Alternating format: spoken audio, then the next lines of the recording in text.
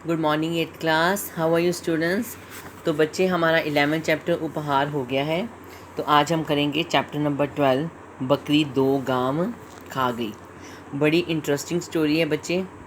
इसमें अगर मैं पहले बता दिया तो आपका सारा ट्विस्ट ख़त्म हो जाएगा, लेकिन इसमें आप देखोगे कि एक इंसान की नीयत से कितना कुछ सही हो जाता है और कितना कुछ गलत।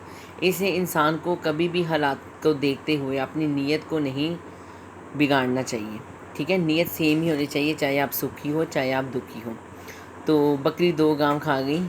तो मनोरंजन आता है बीच में कहानी के। तो पहले पाठ पढ़ते हैं, फिर देखते हैं क्या आता है उसमें। ठीक है बच्चे। हाय, बकरी 2 गांव खा गई। एक आदमी आगरा की सड़कों पर रोता चिल्लाता घूम रहा था।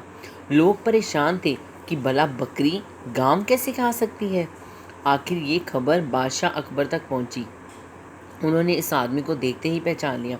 उस दिन बादशाह अकबर बेहद थके हुए थे। उन्हें गन्ने के खेत में काम करने वाला एक किसान दिखा। उससे बोले, भाई थोड़ा गन्ने का रस पिला सकते हो। हाँ हाँ, आप बैठिए, मैं अभी लाया। अकबर एक पेड़ की छाया में बैठ गए।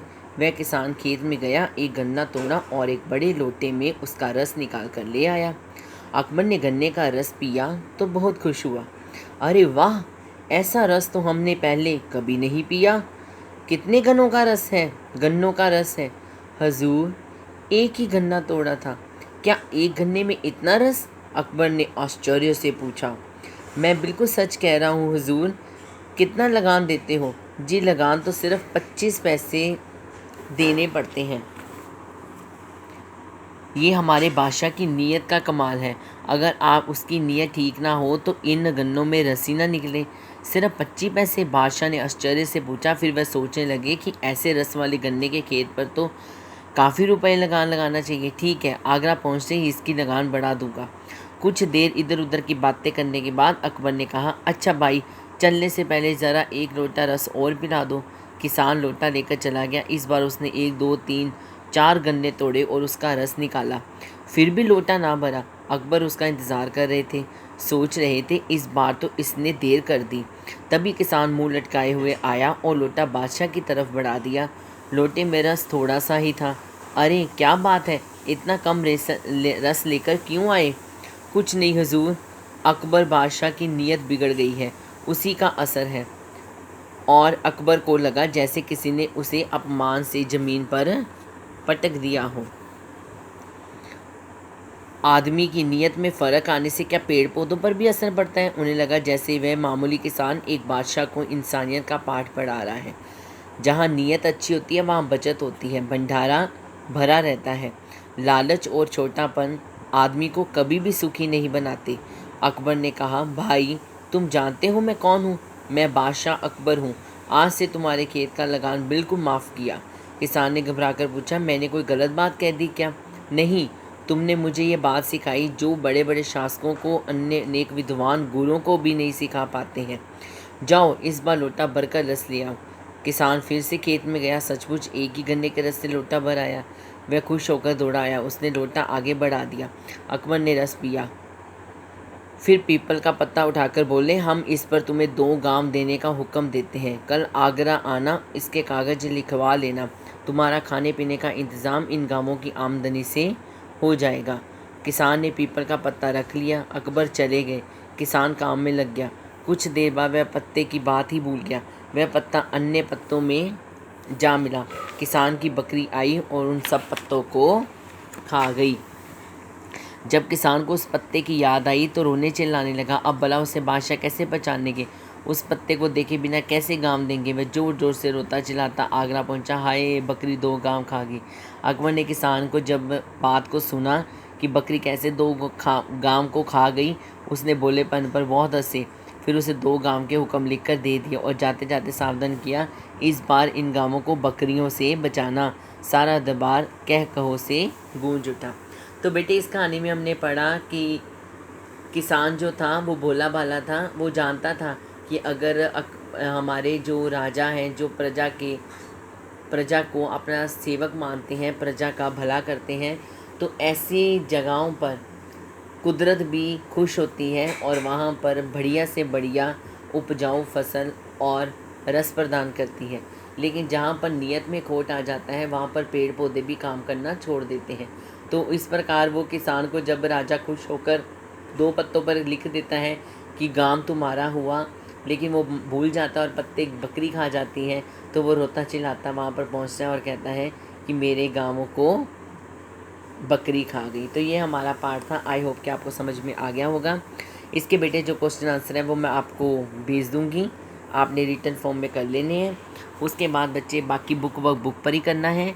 किसान क्या लेकर चला गया, लोटा या गिलास? तो बेटे लोटा लेकर गया था। इस बार किसान ने कितने गन्नों का रस निकाला? 4। अकबर हैरान क्यों थे? इस बार वह जल्दी आया था, इस बार उसे देर लगी थी। लोटे में कितना रस था? बहुत अधिक, थोड़ा सा। किसान शब्द का पद भेद पहचानो, संज्ञा या सर्वनाम? तो संज्ञा है, नाम है बेटे। ठीक है। हमारे भाषा, ये बेटे आशय स्पष्ट आपने नहीं करने हैं, इसको क्रॉस कर दो। उसके बाद रेगिस्तान है। एक आदमी डैश की सड़कों पर रोता चलाता घूम रहा था, आगरा की सड़कों पर। ये मैं रिटर्न में भेजूँगी आपको, वहाँ से देख लेना बेटे। अकबर ने डैश का रस पिया तो वह बहुत खुश हुए, गन्ने का। लगान तो सिर्फ डैश पैसे देने पड़ते हैं, 25 पैसे। ठीक है बेटे। उसके बाद अकबर बादशाह की डैश बिगड़ गई है, नीयत। तो जो बेटे आते हैं समझ में वो लिखते जाओ। शासन, ठीक है। अकबर को लगा जैसे किसी ने उसे डैश से ज़मीन पर पटक दिया हो, आसमान से लेकर ज़मीन पे पटक दिया हो। उसके बाद बेटे आपका संधि विच्छेद है। एक स्वर दूसरे स्वर से मेल होने पर जो विकार उत्पन्न होता है उसे स्वर संधि कहा जाता है। इसके 5 भेद माने गए हैं। इन भेदों का स्वरों का मेल इस प्रकार से होता है: दीर्घ संधि, वृद्धि संधि, यर्ण संधि, अयादि संधि और गुण संधि। इसमें से आपने बेटे ढूंढ कर बताना है कि कौन सी ये संधि है। बहुत बार आपको करवा चुके हैं, इसलिए कोशिश करनी है। आगे रेखांकित करो उनके भेदताओं। यहाँ पर बेटे जो विशेषण शब्द दिए हुए हैं उनको रेखांकित करना है आपने, और फिर उसके नाम आगे लिखने हैं ये कौन सा है। तो ये बेटे आपका वर्क है जो आपने करना है। तो मैं आज आपको भेज रही हूँ, वीडियो शुरू से लेकर अंत तक आराम से देखना है। और एक आपकी बेटे एक्टिविटी है जो आपने करनी है, एक्टिविटी, और वो आपकी एक्टिविटी है अकबर और बीरबल का एक कार्टून बनाओ। तो ये कार्टून आपने फेयर कॉपी पर बनाना है। तो आज के लिए आपका वर्क है, बैक एक्सरसाइज आपने बुक पर सॉल्व करनी है। एक्टिविटी आपने बेटे चार्ट पेपर पर बनानी है 1/4 पे। अगर आपके पास वो अवेलेबल नहीं है तो 2 शीट्स होती हैं जो आपके कॉपी की। तो जैसे ये वाली 2 ऐसे शीट्स हैं, तो ऐसे शीट्स पर आप बना सकते हो। एक पे बनता है तो एक पे बना सकते हो। कोशिश करना बेटे शीट पर बनाना, नहीं है तो कॉपी पर बना सकते हो। ये आपकी एक्टिविटी है और ये वर्क मुझे, कल आपका पीरियड है तो शाम तक ये वर्क मुझे सबका मिल जाना चाहिए। ठीक है बच्चा। और उसके बाद ये आपने करना है, ये आपने करना है और इसके क्वेश्चन आंसर करने हैं। आई होप कि आपको समझ में आ गया होगा।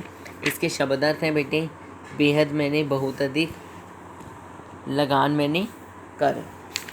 ठीक है बच्चा।